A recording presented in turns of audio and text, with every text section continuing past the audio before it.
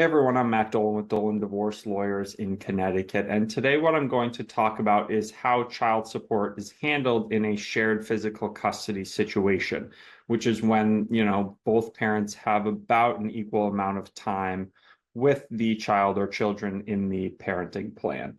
So a lot of people assume that if there's a shared parenting plan, then there is no child support, and that is actually not the case. So let's get right into it, and I will share my screen to show the child support guidelines. So these state that the definition of shared physical custody is amended in this recent version of the guidelines to provide that the physical residence of the child is shared when the child has substantially equal time and contact with each parent. So it doesn't have to be exactly an equal amount of time with each parent, but it has to be it has to be close, essentially. Goes on to say that for shared physical custody, the presumptive support amount is the amount that the parent with the higher income would pay to the other parent. So when you're calculating child support, you basically just run the guidelines, which is a formula. You can watch my other video that talks about how child support is calculated. But, if there's a shared parenting plan, you would plug in the incomes of the parties and have the child support set up to calculate it based on what the higher income earner would pay to the lower income earner. And it's that amount that comes out of that formula that would be the weekly support amount. However, shared physical custody can be grounds for deviating from that support amount. So a certain number will come out of the formula based on what the higher income earner would pay to the lower income earner, but you can then deviate from that amount based on certain circumstances, which I will go over shortly. Then you're going to want to go down to page 32 of the guidelines. So this talks a little bit more about the definition of shared physical custody. So it says that shared physical custody means a situation in which the physical residence of the child is shared by the parents in a manner that ensures the child has substantially equal time and contact with both parents. An exact equal sharing of physical care and control of the child is not required for a finding of shared physical custody. So that's pretty self-explanatory. It doesn't have to be exact. Then we'll go down to page 53, which shows the deviation criteria. Let's see here.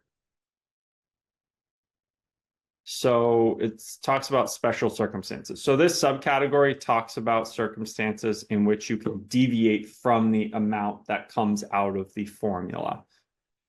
And subparagraph 6 is the special circumstances, and one of the special circumstances is shared physical custody. So in some cases, there may be such special circumstances not otherwise addressed in this section in which deviation from presumptive support amounts may be warranted for reasons of equity.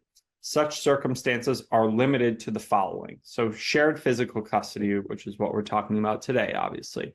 When a shared physical custody arrangement exists, it may be appropriate to deviate from the presumptive support amounts when, subsection 1 is such arrangement substantially reduces expenses for the child, for the parent with the lower net weekly income, or increases expenses for the child for the parent with the higher net weekly income.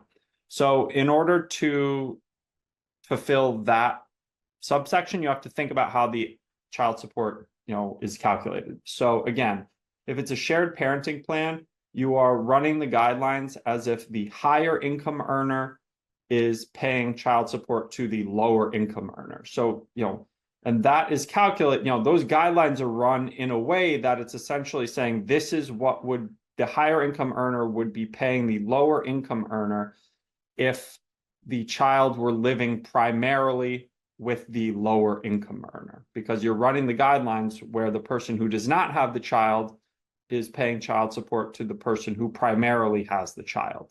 So again, the assumption is that the payment, is being made from the higher income earner who does not have the child to the lower income earner who does have the child. So, you have to show that the shared parenting plan reduces expenses for the child for the parent with the lower net weekly income.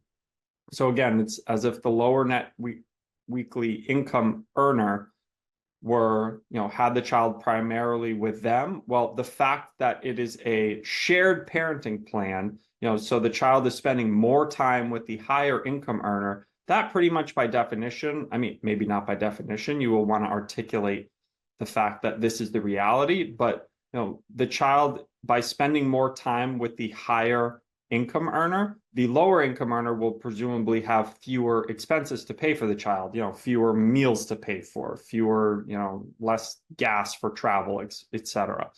So by the shared parenting plan being in place, presumably the expenses of the lower net weekly income earner are reduced because the child is spending, less time with them and more time with the other parent, and vice versa.